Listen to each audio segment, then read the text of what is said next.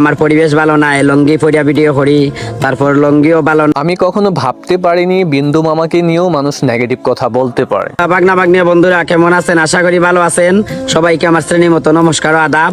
আমি আজকে আপনারা সামনে একটা কথা নিয়ে আইছি, কারণ এটা না কইলেই না হয়। আমি মনে করতেছি আমারে অনেক ছবির মধ্যে কয়, ভিডিওর মধ্যে কমেন্ট করুন যে আমার পরিবেশ ভালো নাই, লঙ্গি পরিয়া ভিডিও করি, তারপর লঙ্গিও ভালো নাই, গাছ যেটা দেই জাম ওই হোক মনে গেঞ্জি হোক শার্ট হোক এটাও ভালো নাই, মানে পরিবেশ ভালো নাই।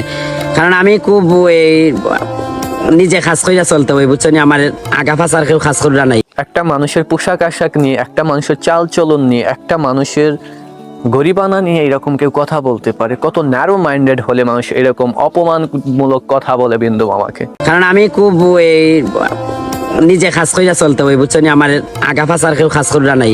আমার বাবা আসলা 6 বছর হয়, বাবা মারা গেছেন। আমার একটা বোন আছে, ভাই নাই। আমার রোজগারে ফ্যামিলি চলতে হয়, এর জন্য আমি আর মনে হয় ফাইজ করতাম পারি না, বুঝছো নি? ফাইজ করার ইচ্ছা জাগে, কিন্তু টেকাও থাকে না, আর টেকা থাকলে সময় থাকে না, বুঝছেন?